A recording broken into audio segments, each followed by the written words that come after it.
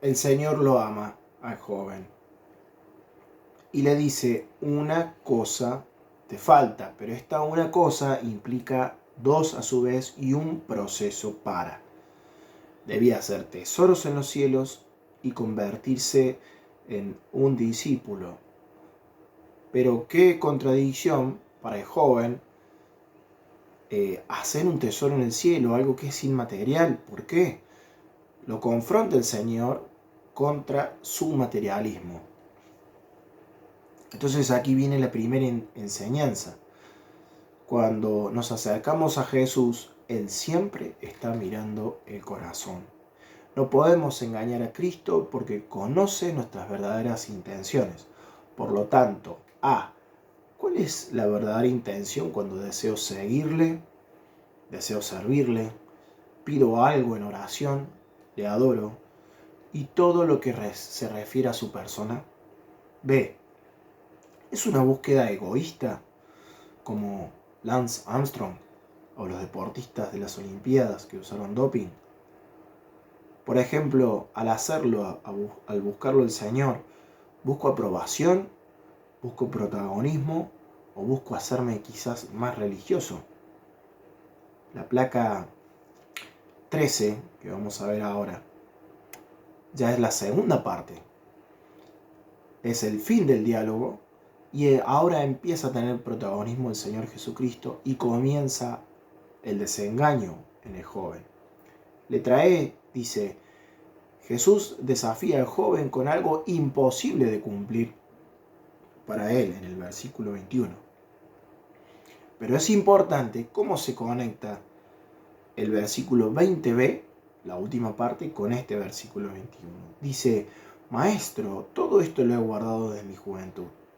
Es decir, el joven, al cumplir parte de los mandamientos, se creía completo. Por eso el Señor le dice, una cosa te falta. Veámoslo en 4 puntos.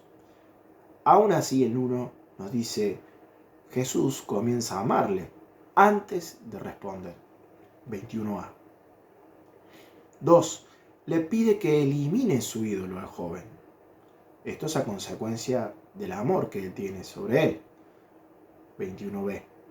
3. Propone enriquecernos al joven con algo inmaterial. El 21c. 4. Le pide el Señor Jesucristo que se convierta en su discípulo. 21d. Ya no más seguir a las riquezas, sino seguir al Señor. Y aquí viene nuestra segunda enseñanza para el día de hoy. Para convertirse en un discípulo de Jesús hay que renunciar, es decir, morir a lo que está impidiendo seguirle. Todo esto le impedía al joven seguirle, estar atado a las riquezas y a sus propias convicciones terrenales. Entonces, ¿qué estaba pasando? Vamos a la placa 14. El joven no entendía que no se trataba de una cuestión de conveniencia, sino una cuestión de amar a Dios en gratitud por haber creído en Él. Algo que hasta ahora el joven no tenía.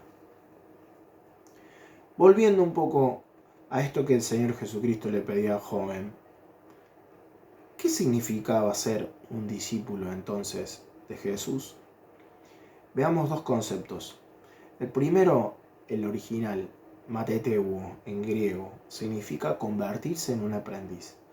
Un discípulo es uno que ha sido salvo y que está en una postura de aprendizaje o de crecimiento en Jesucristo, según Charles Bang.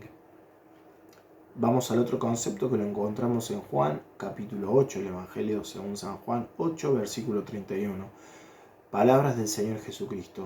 Dijo entonces Jesús a los judíos que habían creído en Él, si vosotros permaneciereis en mi palabra, seréis verdaderamente mis discípulos. Ese permanecer significaba obedecer también, hacerle caso a todo lo que decía el Señor Jesucristo. Pero ahora vamos a ir a 2 gráficos interesantes, placa 16 y 17, que nos definen y nos dividen qué es un cristiano y qué es un discípulo. Ustedes van a ver en la placa, en la columna de la izquierda, qué es un cristiano. y en la columna de la derecha, que es un discípulo. Leo ambas. Un cristiano es alguien que ha sido salvo. Un discípulo es un seguidor. Un cristiano ha sido justificado. Un discípulo está siendo santificado. Un cristiano ha tenido un nacimiento espiritual. Un discípulo tiene crecimiento espiritual. Un cristiano ha tenido una salvación gratuita. Un discípulo está pagando un precio costoso por seguir al Señor. El cristiano cree en Cristo como su Salvador, pero el discípulo se somete a Cristo como su Señor. La segunda columna de la derecha no se cumple sin la primera, y la segunda, lamentablemente, no siempre se cumple, según Charles Vine. Y el segundo cuadro, que también se los voy a dejar plasmado en una hoja, tenemos dos columnas. La de la izquierda nos dice cómo es el miembro de una iglesia pasivo versus el estable. El miembro pasivo de una iglesia elige vivir del maná del ayer, es decir, de las experiencias del pasado. El estable, en cambio, es un discípulo fiel y en crecimiento continuo. El miembro pasivo se resiste a la enseñanza. El miembro estable se puede contar con él para entrenar, dar, servir, animar y orar por otros, y además es enseñable. El miembro pasivo se queja todo el tiempo. En cambio, el miembro estable anima. El miembro pasivo, aún así, merece ser amado y cuidado. El miembro estable es clave para alcanzar a los pasivos. Este cuadro es según Bill Hull, que les quedará plasmado en una hoja para sus prácticas en la semana. La placa 18, vamos a ver un concepto entonces de qué significa el discipulado como camino. Hemos visto lo que significa ser un discípulo, pero el camino del discipulado tiene más significado para nosotros. Según Houston, dice, el discipulado significa una reorientación radical de nuestra existencia. Significa renunciar a todo y seguir al Señor Jesús. Como actividad en la iglesia, el discipulado, es importante destacar que no es información, sino transformación. Bill Hull dice acerca de Lucas 9:24 y lo nombra, porque todo el que quiera salvar su vida la perderá, y todo el que pierda su vida por causa de mí, éste la salvará. Bill Hull dice al respecto, si insistimos en dirigir nuestras vidas, jamás entraremos en el gozo que Dios pensó para nosotros. Es decir, hay que dejar de luchar contra esto de seguir al Señor Jesucristo. Dejar de luchar con nuestras imperfecciones y nuestros propios deseos y nuestro propio camino, y seguir el camino que nos lleva a Jesús y el discipulado. La placa 19 dice, ¿cómo es ese proceso que el Señor Jesucristo le pedía al joven? Este proceso apunta hacia esto que hemos visto recién, el discipulado como fin último.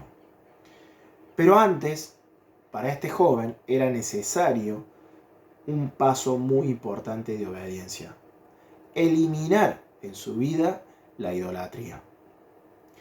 Entonces Jesús le está queriendo decir, muere, joven rico,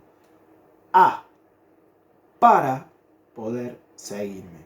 Es decir, el Señor pedía un vaciamiento para poder después ser lleno de lo espiritual y de lo que a Él le agradaba. En este proceso podemos ver distintos verbos. Vemos que es acción, y son 7.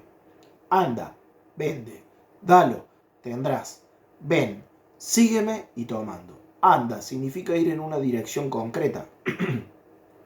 Vende implicaba un ejercicio mental monetario para el joven, del cual él estaba acostumbrado a hacer, pero en este caso iba a intercambiar a ese ídolo por dinero, sus posesiones.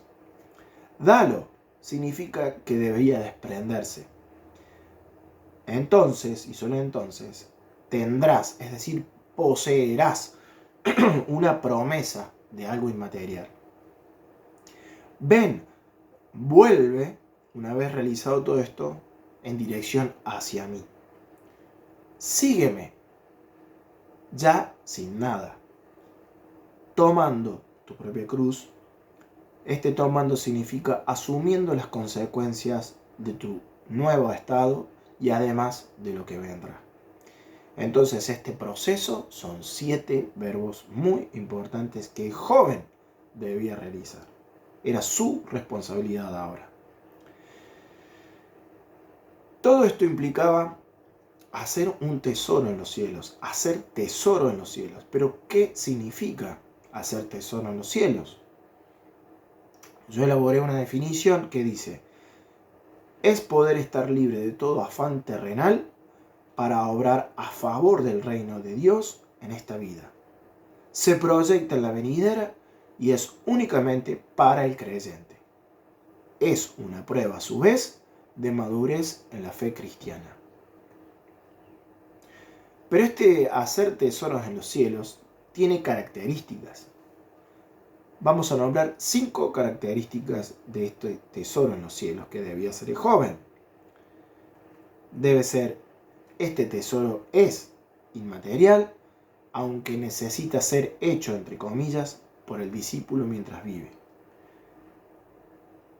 Debe ser incorruptible, y será incorruptible, mejor dicho. Ya tiene, número 3, valor, por lo tanto, cuesta hacerlo. Cuesta hacer este tesoro. 4. No todos los creyentes están disponibles para hacerlos. 5. Compiten con nuestra incredulidad o con la incredulidad en sí misma.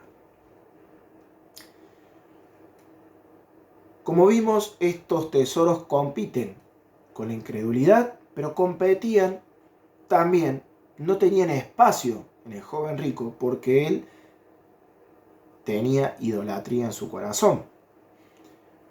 Idolatría por aquellos bienes que ya había conseguido y le impedían seguir al Señor Jesucristo.